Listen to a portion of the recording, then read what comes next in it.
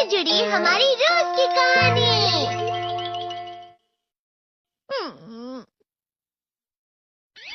मैं हमेशा तुमसे कहता हूँ, लेकिन तुम मेरी बात कभी नहीं सुनते हो। तुम्हें पढ़ाई करनी चाहिए। नहीं करनी है। देखो, ये क्या है? इसे फ्लो ऑफ टाइम कहते हैं। जब तुम आलस करोगे तो ये टाइम इसी तरह बहकर तुम्हारे ऊपर से यूं ही निकल जाएगा। वो क्या होता है डोरेमोन? तुम्हें और समझाना पड़ेगा। तुम तो बिल्कुल भी समझदार नहीं हो नोबिता। और समझदार बनने के लिए तुम्हें पहले पढ़ाई करनी चाहिए, समझ गए? लेकिन आज टेस्ट के लिए भी ज्यादा अच्छे से पढ़ाई नहीं की थी। क्या सच में? आज का रिजल्ट क्या होगा?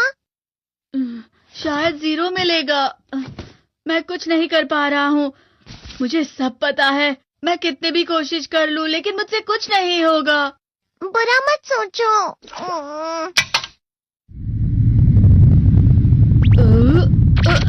ये क्या है?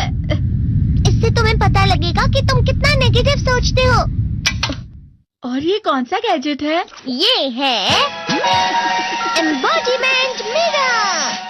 फ्लो ऑफ टाइम की तरह या नेगेटिव इंसान की तरह इस गैजेट में कुछ शब्दों के एक्सप्रेशंस भरे हुए हैं, जिसे तुम गैजेट की मदद से देख सकते हो। तुमने जो भी कहा मुझे कुछ समझ नहीं आया।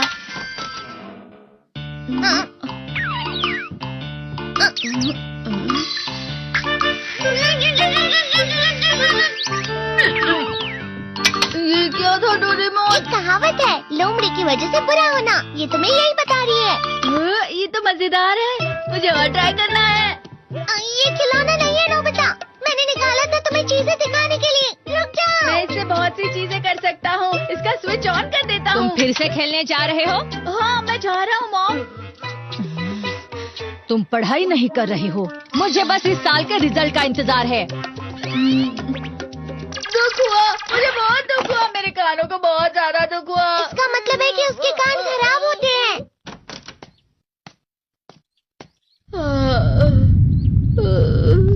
ये तो फिर से नेगेटिव बन गया। ला ला ला ला ला ला ला ला पाए पाए पाए पाए पाए। नोबिता, तुम हमेशा नेगेटिव रहते हो और मुझे तो देखो, मैं हमेशा कितना ज्यादा खुश और हंसता रहता हूँ। आज भी 2 लोगों ने मुझे अपने साथ खाने पर आने के लिए कहा है। अब मैं इस कंफ्यूजन में हूँ, मैं किसके साथ जाऊँ? हाँ, अरे मैं लाल हो गया। इसका मतलब है ये? इसका मतलब ये झूठ कह रहा है। झूठ नहीं है, ये सब सच है। अचानक अब नोबिता चमकने लगा। तुम इतना क्यों खुश हो रहे हो? अरे तुम यहाँ हो? अरे तुम दोनों इतने लाल और इतने चमकदार क्यों लग रहे हो? खुशखबरी है, अब से ग्राउंड पर बेसबॉल की स्पेशल ट्रेनिंग होगी। बॉल अच्छे से पकड़ना।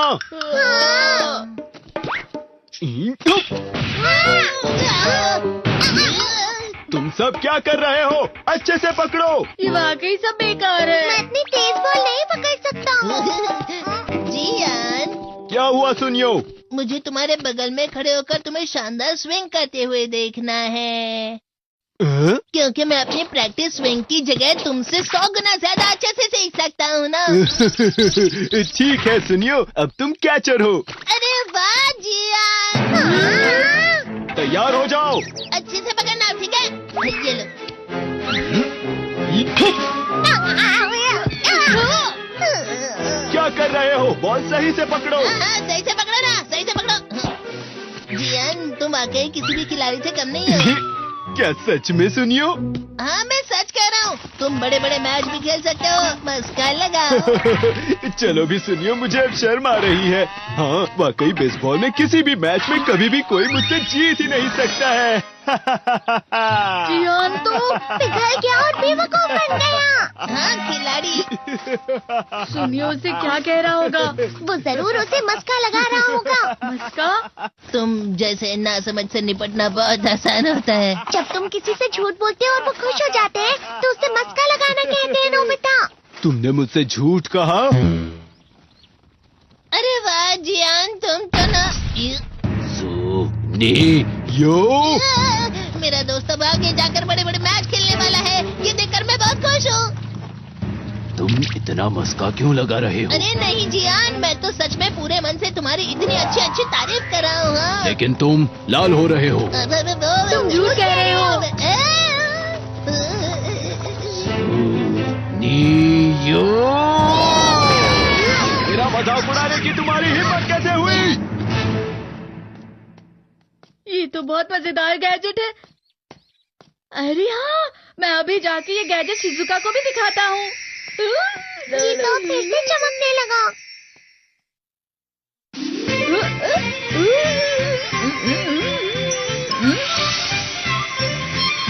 शिजुका!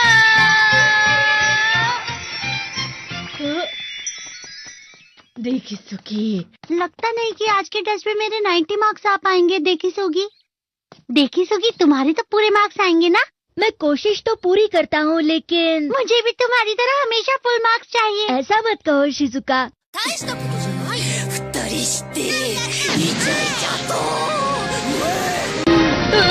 ये क्या हो रहा है डोरेमोन? ये बुरा लगने की आग है। मैं डर रहा हूँ, मैं डर रहा हूँ।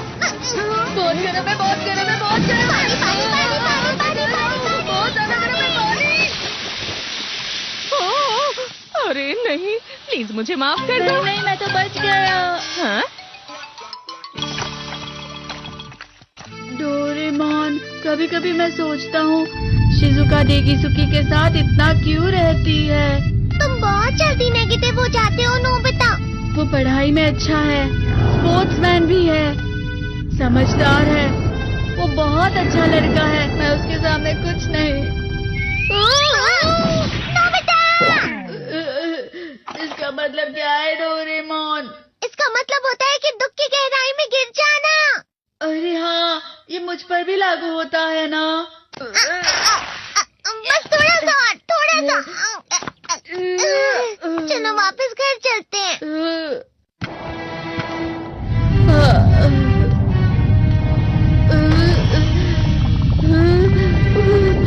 पता नहीं, मेरा शरीर बहुत भारी हो गया है।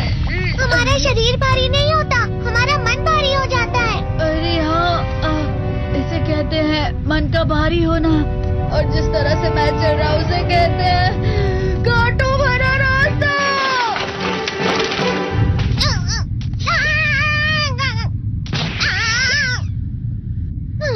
तुम अच्छी चीजें नहीं सोच रहे हो नोबिता। थोड़ी सी शांत हो जाओ प्लीज। तुम्हें अच्छी चीजों के बारे में सोचना होगा। मैं नहीं सोच पा रहा, पूरी दुनिया अंधेरे में है।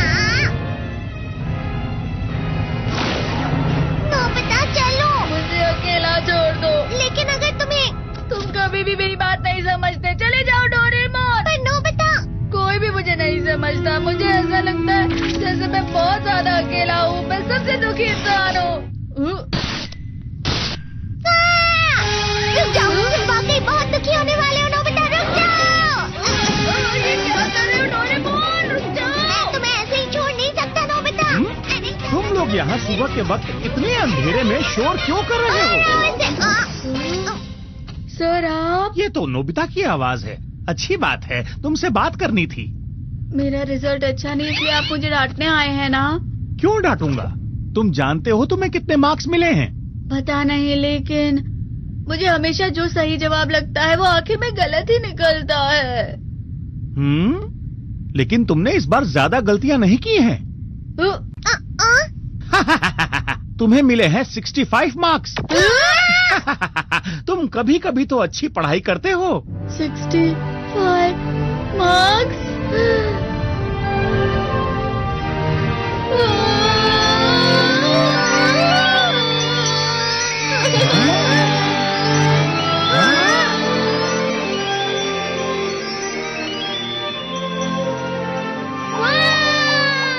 अब इससे क्या हो गया? ये सातवें आसमान में उड़ रहा है सर।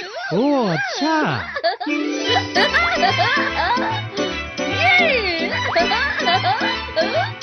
इसे कहते हैं खुशी में चलना। हाँ मैं जानता हूँ। हाँ, ये प्लम का फूल है। ये तो वो तो दिख रहा है। और यहाँ भी है। हाँ, ये अच्छा लग रहा है। हवा? क्या हवा? मुझे कल से कुछ अलग लग रहा है।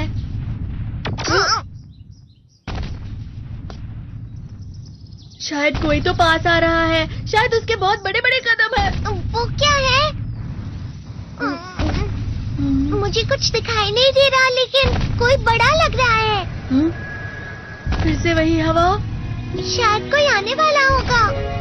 ये खुशबू तो ये गरम है। আসসালামু আলাইকুম বন্ধুরা, আশা করি আপনারা সবাই ভালো আছেন। যে যেখান থেকে শুনছেন সবাই আমার ভালোবাসা নেবেন। আজকে চলে আসলাম একদম নতুন ঘটনা নিয়ে। আজকের ঘটনাটা শুনবো রিফাতের কাছ থেকে। একদম নতুন হলে অবশ্যই আমাদের চ্যানেলটি সাবস্ক্রাইব করতে ভুলবেন না, আর ভালো লাগলে আপনাদের বন্ধুদের সঙ্গে শেয়ার করতে ভুলবেন না। তাহলে চলুন শুরু করা যাক আজকের ঘটনা। আচ্ছা রিফাত, তুমি তাহলে শুরু করো। রাকিব ভাইকে ধন্যবাদ আমাকে সুযোগ করে দেওয়ার জন্য। তাহলে রাকিব ভাই, আমি শুরু করছি। আমার নাম রিফাত। আমার বাসা কুষ্টিয়া জেলার ভেড়ামারা থানায়। আমি আজকে আমার সাথে ঘটে যাওয়া কিছু ঘটনা শেয়ার করব। লেখার মধ্যে অনেক ভুল থাকবে, সেজন্য আমি আগেই ক্ষমা প্রার্থী, কারণ এটা আমার লেখা প্রথম ঘটনা। আমি কোনো কথা না বাড়িয়ে ঘটনায় চলে যাচ্ছি। ছোট থেকেই আমি নাকি অনেক ভয় পেতাম, মানে মায়ের মুখে শোনা। আমি কোনো কিছু দেখলেই নাকি কান্না করতাম, যেমন কালো কুকুর, কালো বেড়াল ইত্যাদি। তো আমি যখন প্রথম কলেজে উঠি তখন থেকেই কিছু অস্বাভাবিক জিনিস অনুভব করি। একদিন সন্ধ্যার দিকে আমি বাসার পেছনে দাঁড়িয়ে কারোর সাথে ফোনে কথা বলছিলাম। বলে রাখি, আমার বাসার আশেপাশে অনেক গাছগাছালি ছিল। আমাদের ছোট একটা বাগান আছে, যেখানে আমার বাবা অনেক ধরনের গাছ লাগিয়ে তার পরিচর্যা করেন। আর তার পাশেই ছিল একটা ছোট বাঁশঝাড়, যা আমাদেরই। তার পেছনে ছিল অনেক বড় বাঁশঝাড়, যেটা অন্য মানুষের। তো এর আগেও এইখানে অনেক কিছু ঘটেছে, অনেকের সাথেই। বহু বছর আগে এখানে একটা বাড়ি ছিল, যেটা আমার দাদুদের। আর আমার দাদুদের অনেক সম্পত্তি ছিল, যেটা অনেক মানুষ জোর করে দখল করে নিয়েছিল। যুদ্ধের আগে আমাদের পরিবারের অনেক মানুষ অনেক জায়গায় চলে যায়। তখন অনেকে অনেক জায়গা দখল করে ফেলে। বলে রাখি, আমাদের বাসার আশেপাশে এমন অনেকে আছে যারা এখনও আমাদের জায়গা দখল করে জীবনযাপন করছে। তার মধ্যেই একজনের বাড়ির ওইখানে আমাদের সেই বাড়িটা ছিল। তার সাথেই ছিল বিশাল এক তালগাছ। অনেকে এই দিক দিয়ে যাওয়ার সময় রাতে সেই তালগাছে কোনো শব্দ শুনতে পেতেন, যেটা আমিও অনেকবার পেয়েছি। এই তালগাছটা এখন আর নেই, তবে তালগাছ নিয়ে অনেক ঘটনা আছে, যেটা অন্যদিন শেয়ার করব। এখন আসি মূল ঘটনায়। আমি কারোর সাথে ফোনে কথা বলছিলাম। অন্ধকার ছিল। আশেপাশে বাড়ির কিছু আলো আমার গায়ে হালকা হালকা পড়ছিল। কথা বলতে বলতে একসময় পেছন ফিরতেই দেখি একটা দেয়ালে ঘোড়ার মতো কিছু একটা দৌড়ে চলে যাচ্ছে। আমি এটা প্রায় 10 সেকেন্ডের মতো দেখেছি। আমি তখন স্বাভাবিকভাবে ফোনের কথায় মনোযোগ দিই। কিছুক্ষণ পর দেখি আবার সে ছায়াটা ওইভাবে দৌড়ে চলে যাচ্ছে। এইবার আমি অনেক ভয় পেয়ে যাই। আমি তখন তাড়াতাড়ি বাসায় গিয়ে খেয়ে দিয়ে ঘুমিয়ে পড়ি। সেই রাতে আমার সাথে আর কিছু হয়নি। কিছুদিন পরে যথারীতি রাতে ঘুমিয়ে যাওয়ার পর আনুমানিক 2টা বাজে আমার ঘুম ভেঙে যায়। দেখি আমি দরজার সামনে দাঁড়িয়ে আছি। আমি ভাবছি আমি স্বপ্ন দেখছি, কিন্তু ঘুম ভাঙে যখন দরজার শব্দ কানে আসে। আমি অনেক ঘেমে গিয়েছিলাম। তখন ভাবছিলাম, আমি এখানে কিভাবে এলাম? আমি তো ঘুমিয়েছিলাম। পরে আমি একটু পানি খেয়ে আবার ঘুমানোর চেষ্টা করি, কিন্তু ঘুম আসছিল না। শরীর অনেক কাঁপছিল। আমি ঘেমে গিয়েছিলাম। মনে হচ্ছিল বুকে কেউ ভারী কিছু দিয়ে রেখেছে। আমি মনে মনে সূরা পড়তে থাকি। আর কখন যে ঘুমিয়ে পড়ি জানি না। আমি স্বপ্নে দেখি আমাকে কেউ ডাকছে, আমার নাম ধরে ডাকছে, রিফাত, রিফাত, বাইরে এসো, তোমাকে নিয়ে যাব। আমি তখন চিৎকার করে উঠি। পাশের রুম থেকে আমার মা চলে আসে। আমি দরজা খুলতেই মা আমাকে জিজ্ঞেস করে, কি হয়েছে? আমি বলি, অনেক বাজে একটা স্বপ্ন দেখেছি। এরপর মা আমাকে বাইরের মগে রাখা পানি আর 1 চিমটে লবণ খাওয়ায়। গ্রামের প্রচলিত প্রথা অনুযায়ী কেউ ভয় পেলে তাকে বাইরের একটু পানি আর লবণ খাওয়ালে নাকি ভয়টা কেটে যায়। তো সেই দিন মা আমার সাথেই থাকে, আর কোনো সমস্যা হয় না। তার পরের দিন মা আমাকে এক চাচির কাছে নিয়ে যায় ঝাড়ফুঁক করানোর জন্য। সেই চাচিকে আমি সবকিছু বলি। তিনি আমাকে বলেন, রাতে ঠিক 12টার পরে যেন আয়নায় না দেখি, মানে আয়নার সামনে না যাই, আর আয়নার দিকে তাকায় না। এটা কেন বলেছেন আমি জানি না। আমি রাতে গেম খেলতাম, আর ঘুমানোর আগে প্রতিদিন বাথরুম থেকে এসে আয়নার সামনে দাঁড়িয়ে নিজেকে দেখে তারপর ঘুমাতাম। কিন্তু উনি কিভাবে জানলেন? আমি রাতে আয়না দেখা বন্ধ করে দিলাম। বহুদিন আমার সাথে আর কিচ্ছু হয়নি, তবে অনেক দিন পর রাতে হঠাৎ করে অ্যাম্বুলেন্সের সাউন্ডে আমার ঘুম ভেঙে যায়। শুধু আমার না, আমার মা বাবারও ঘুম ভেঙে যায়। আমি বাইরে গিয়ে দেখতে চাই কার কি হয়েছে, কোথা থেকে আসছে শব্দটা। সেই মুহূর্তে দেখি আমার সামনে দিয়ে আমার মা হেঁটে চলে যাচ্ছে সেই বাঁশঝাড়ের দিকে। আমি ভাবলাম মা হয়তো কারো কিছু হয়েছে তাই দেখতে যাচ্ছে। আমি তার পেছন পেছন আমাদের বাগানের রাস্তা ধরে হাঁটতে থাকি। কিছু দূর যাওয়ার পর দেখি মা আমার থেকে অনেক দূরে চলে গেছে। আমি হাঁটার গতি বাড়াই। ঠিক তখনই পেছন থেকে আমার বাবা আমার নাম ধরে ডাক দেন আর বলেন, তুই ওইখানে কি করছিস? আমি বাবাকে বললাম, মা এইদিকে গেল, আমি তার সাথে যাচ্ছি। তখন বাবা বলেন, তোর মা তো বাথরুমে গেছে। আমি তোর দরজার সাউন্ড শুনে দেখতে এসে দেখি তুই ঘরে নেই। তখন বাগানে গিয়ে দেখি তুই আস্তে আস্তে হেঁটে নাচ্ছিস। কি হয়েছে, কোথায় যাচ্ছিস এত রাতে? তখন আমি বাবাকে বলি, রাত কয়টা বাজে? বাবা জানায়, রাত 3:30। তখন আমার গায়ে একটা ঝাঁকুনি দিয়ে ওঠে আর আমার সারা শরীর কাঁপতে থাকে। আমি একটা দৌড় দিয়ে আমার রুমে চলে যাই আর প্রচণ্ড ভয় পাই। আমি মাকে বলি, তোমরা কি কেউ অ্যাম্বুলেন্সের সাউন্ড পাওনি? মা জানায়, হ্যাঁ পেয়েছি। ওই দিকের বাসার একজন অসুস্থ ছিল, সে মারা গেছে। তাকে মাত্র ঢাকা থেকে অ্যাম্বুলেন্সে নিয়ে আসলো। তখনই সেই বাসা থেকে অনেক কান্নার আওয়াজ আসে, আর সেই রাতে মা আমার সাথেই ঘুমায়। আবারও সেই চাচির কাছে আমাকে নিয়ে যাওয়া হয়, আর তিনি জানান, এমন হয়, ওটা ভয়ের কিছু না, ওটা নাকি নিশির ডাক। অনেকের সাথেই এরকম হয়। বাইরে বের হওয়ার সময় গায়ে চিমটি দিয়ে বের হতে হয়। যদি গায়ে ব্যথা লাগে তাহলে বুঝতে হবে সব ঠিক আছে, আর যদি না লাগে তাহলে বুঝতে হবে তুমি আর তোমার মধ্যে নেই। তো তিনি পানি পড়া দিয়ে দিলেন আর কিছু নিয়ম কানুন শিখিয়ে দিলেন। এরপর আর কোনো সমস্যা হয়নি। তার অনেক দিন পরে আমাদের এলাকায় একজন মারা যায়। পরে তাকে কবরস্থানে নিয়ে যাওয়া হয় কবর দেওয়ার জন্য। কবর দিয়ে আসলাম সবাই। তারপর আমি আর আমার বন্ধুরা সবাই কবরস্থানের পর একটু দূরে একটা দোকান আছে, সেখানে বসে আড্ডা দিচ্ছিলাম। অনেক রাত হয়ে যাওয়ায় আমার বন্ধু আমাকে বলল যে ঘড়িতে কয়টা বাজে দেখতে। আমি তাকে জানালাম 2:30। আমরা সবাই বলা বলি করছিলাম যে আজকে অনেক রাত হয়ে গেল, কালকে সারাদিন ঘুমাতে হবে। এইসব নিয়ে আমাদের মধ্যে বেশ কিছুক্ষণ কথা হলো। তার একটু পরে আমি ফেসবুকে স্ক্রোল করছিলাম। হঠাৎ করেই আমি আমার ফোনের সময়ের দিকে তাকাতেই দেখি রাত 4টা বাজে। এটা দেখে তো আমি অবাক। একটু আগে দেখলাম 2:30টাও বাজেনি। এত তাড়াতাড়ি 4টা বাজলো কিভাবে? আমি আমার এক বন্ধুকে বললাম, দেখ তো তোর ফোনে কয়টা বাজে। সে দেখে বলল, ফোনে 2:47 বাজে। আমি তখন তাকে আমার ফোনের দিকে তাকাতে বললাম আর বললাম, আমার ফোনে দেখ 4টা বাজে। পুরো 4টা 2 মিনিট হয়ে যাবার পরেও দেখি সেই 4টাই বেজে আছে। এইবার আমি ভাবলাম হয়তো আমার ফোনের সমস্যা।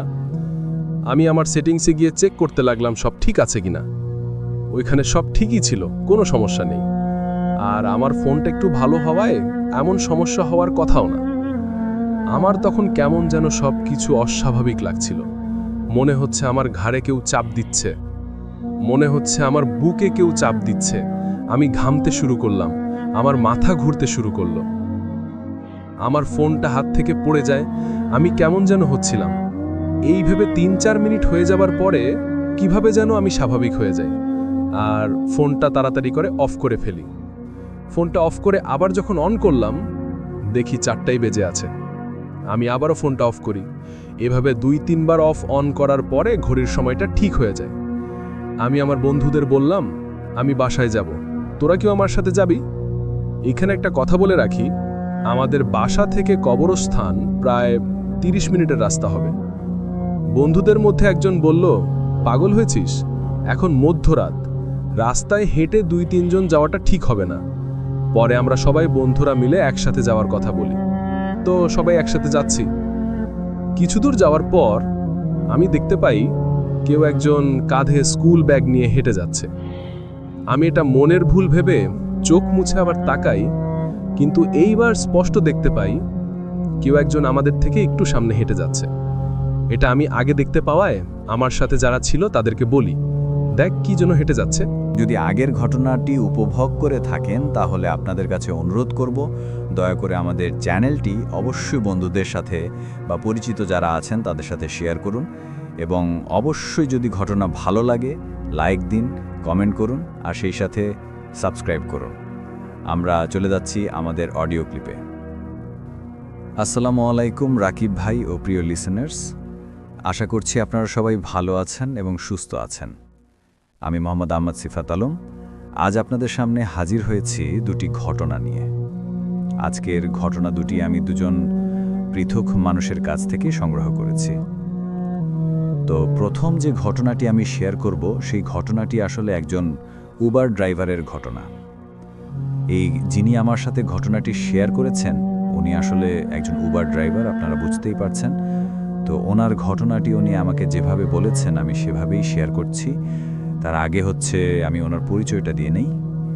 ওনার নাম সামিন, উনি একজন উবার ড্রাইভার। উনি মোটামুটি বলতে গেলে করোনার কিছুদিন আগে থেকেই উবার চালান, আর করোনার সময় যেহেতু অনেকের চাকরি চলে গিয়েছিল তাই উনি উবার চালানোর পেশাটাই বেছে নিয়েছিলেন। যদিও ওনার উবার চালানোর পেছনের কারণটা আসলে ভিন্ন। তো আমি সরাসরি ঘটনায় চলে যাচ্ছি যেভাবে উনি আমার সাথে শেয়ার করেছেন। শুরুতে উনি সবাইকে সালাম দিয়েছেন, আর আমি এখন ওনার ভাষায় এই ঘটনাটি শেয়ার করছি। আসসালামু আলাইকুম, আমার নাম সামিন, আমি একজন উবার ড্রাইভার। আমার ঘটনা শুরুর আগে আমি আমার পরিবারের কিছু বর্ণনা আপনাদের সামনে দিতে চাই। আমার পরিবারে আছেন আমার বাবা, মা, আমার 2 বড় বোন এবং আমি। আমার বাবা একসময় উবার চালাতেন। ব্যাপারটা এমন ছিল না যে করোনার সময় চাকরি চলে যাওয়ার কারণে বাবা উবার চালাতেন। আসলে বাবা অনেক আগে থেকেই উবার চালাতেন। বাবার গাড়ি চালানোর একটা আলাদা ধরনের শখ ছিল। তিনি যখনই গাড়ি নিয়ে বের হতেন দেখা যেত যে উনি বিভিন্ন জায়গায় অনেক দূরে দূরে ভ্রমণের উদ্দেশ্যে চলে যেতেন। তো সেখান থেকেই বাবার উবার চালানোর শখটা শুরু। তো উনি উবার চালাতেন। আমিও বেশ কয়েকবার বাবাকে বলেছিলাম, বাবা আমিও মাঝে মাঝে একটু চালাতাম গাড়িটা, উবার চালাতাম, তাহলে হয়তো আমাদের পরিবারের ইনকামটা একটু আগে থেকে ভালো হতো। কারণ বাবা সাধারণত দিনের বেলাতেই উবার চালাতেন, আর আমি চাইছিলাম যে আমি রাত 12টার পর থেকে চালাই। তাহলে হয় কি, এয়ারপোর্ট থেকে যে সমস্ত মানুষজন বিভিন্ন দেশ থেকে আসেন তারা রাতের বেলা উবারে যাতায়াত করেন। তখন মোটামুটি বেশ ভালো অঙ্কের একটা ইনকাম করা যায়, কারণ তারা বিভিন্ন সময় বিভিন্ন দূর দূরান্তে ভ্রমণ করার জন্য উবার নেন। তাছাড়া রাতের বেলা ফ্লাইট থাকে, সেজন্য মোটামুটি ভালো